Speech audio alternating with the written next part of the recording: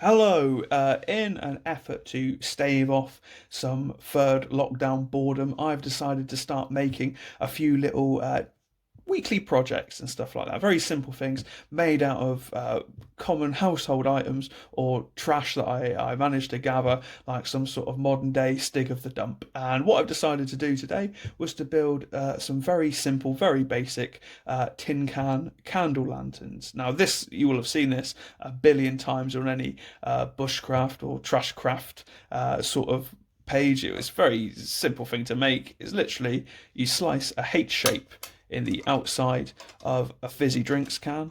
You then fold it open with these, I'm going to say flanges. I don't think that's the correct word, but it is a fun word to say. And then you open it up like so, put your candle in, light it up, and one of the benefits of this sort of design, you've increased your area of shiny surface there. So as the candle burns on the inside, it will reflect out of that and radiate a little bit more light for whatever small task that you're trying to do during the nocturnal hours. However, the sort of problem with this sort of design, and it's not a huge problem, but if you were to be carrying this around for some reason, if you were to have this in your pack on a small camping trip, you decided that you wanted a candle lantern but you were too tight to buy one, the problem with this is you've lost most of its structural stability, because obviously it's like the same sort of design as a pillar or a column. It's a cylinder, so most of its compression or most of its strength for compression comes from it being that sort of shape. So once you've cut the side of it, you've weakened it hugely. So if this was to be in your pack, it's very easy that this just get completely bent out of shape. However, it's not a huge problem because sadly in the modern world that we live in, there's very few pristine, wonderful places that you can go to where you probably wouldn't find a dumped tin can. So you probably wouldn't even need to carry something like this around. You'd probably just find it dumped in a hedgerow somewhere, and then you can cut it open and have your little candle lantern. But as depressing as that is, I thought I would rather try and make something out of some regular household junk that has a little bit more rigidity, a little bit more possible longevity that could be used on a camping trip rather than spending any money and buying a purpose built candle lantern. And what I decided to build was one like this. It's a very simple design, a little bit more complex than this one, but I think complex is a bit of a big word really when we're dealing with this, because it's not that complex at all. Basically, all I have done is, you see it is two cans nested together, and the first can is a 330 ml sized can. In this particular case, it is a Coke Zero. I don't drink it myself, but I'm sure some people like it. They've kind of ripped you off there by not putting any calories in it. That's the not the reason that you drink this horrible filth. But what I've decided to do is to then put a smaller diameter can, in this case a can of White Claw, but you could use anything like a Red Bull can, or those cans of Chocomel or anything like that, a smaller diameter can, and then you basically cut off the top.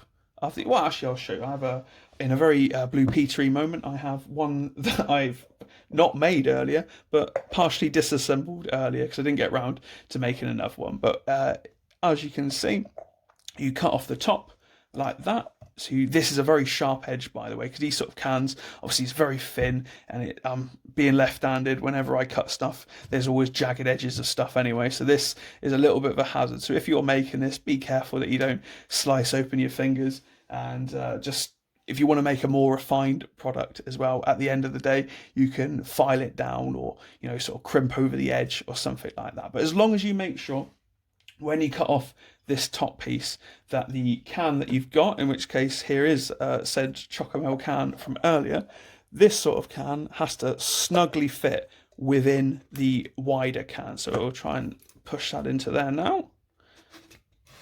There we go, and you can feel a little gust of air come out as well, so it has a nice snug fit to it. And what you then have to do, very simply, I will move these two out of the way so I have a slightly less cramped desk. You will then have to slice a rectangular, hole, some sort of, I'll slice it from there actually.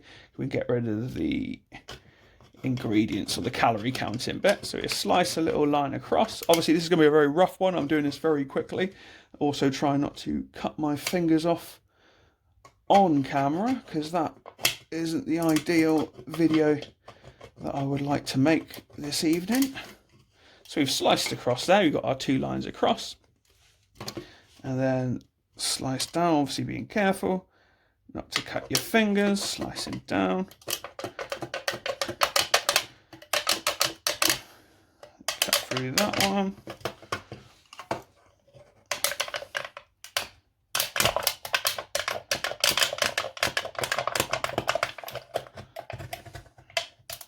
There we go.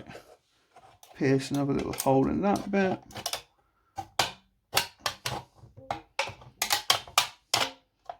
Obviously if I could have cut this straight, it would be a slightly better video. There we go. So twist that off. Like I said, this is going to be a very rough, quickly made one. Also incredibly wonky. It looks ridiculous, but just so you get the gist, why you're not stupid, you basically know what I was talking about anyway. I don't know why I've thought that you wouldn't understand. I am sure you're an intelligent person watching some stranger on the internet cut through his household rubbish in a desperate effort not to fill the recycling bin. So I take that out. Cut through there.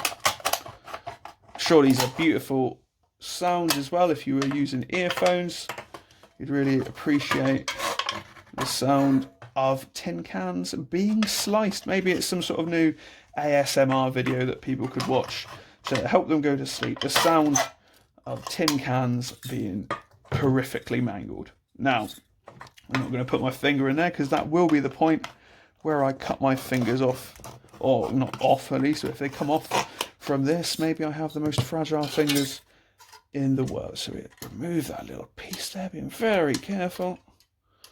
So, obviously very rough, very crude, very rubbish, very basic. But if we were to cut those in a slightly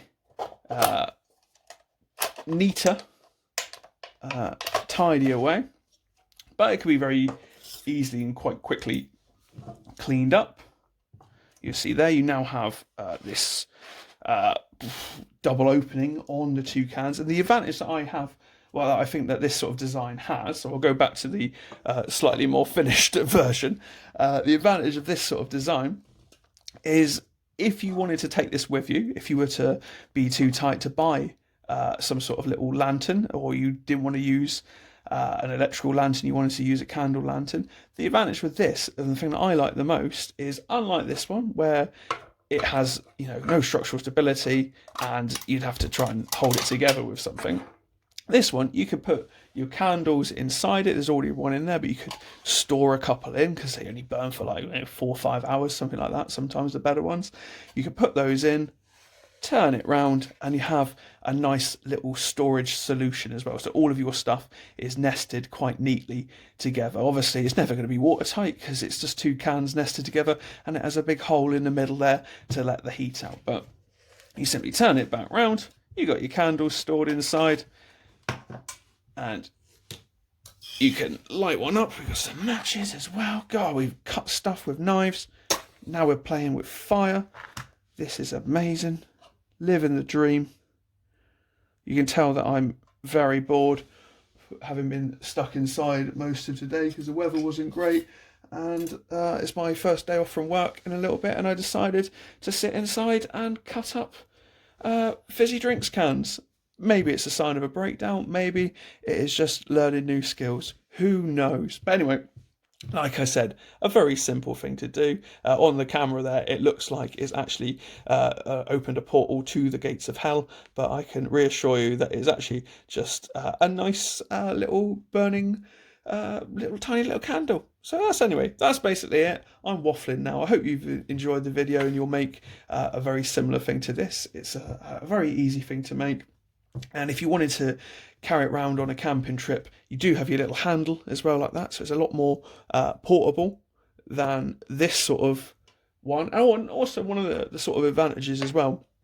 Obviously, the heat that radiates from this, it isn't as reflected as this sort of design. Like we were saying earlier, that the light would be reflected from those shiny walls and give you a little bit more light. However, the advantage of this is all of the heat is sort of being channeled on that inside can, and the little gap will show you the very janky rubbish one that I made. The little gap between, God, that's very jagged. Look how, God, this is one of the terrors of being left-handed, is the fact that you can't cut anything out without it looking like a horrific mess. But you'll see anyway, the gap that is now between is sort of like a little, not a vacuum, it's the wrong word, but it's a little insulating gap. So any heat that burns from the inside there will heat up this inside can and not so much the outside. I don't know if over time the heat would, I doubt if you'd get one of these candles to burn long enough to get the heat to go into this can, but with this one, the heat would be radiating into the sides. If you went to pick it up,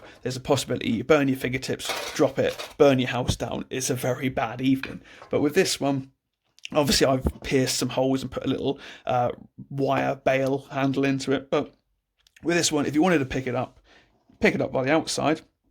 There's not as much heat transferred into that. So it's a little bit more portable, a little bit safer, I'd say the word was. But either way, obviously it's fire, sharp edges. Don't be stupid, don't cut your fingers, don't burn your house down, but keep making stuff and have a lovely day. Thank you very much for watching. I have been Mr. Lone Squirrel. It's a terrible name, but it's the one that I've gone for. Thank you for watching and enjoy the rest of your day.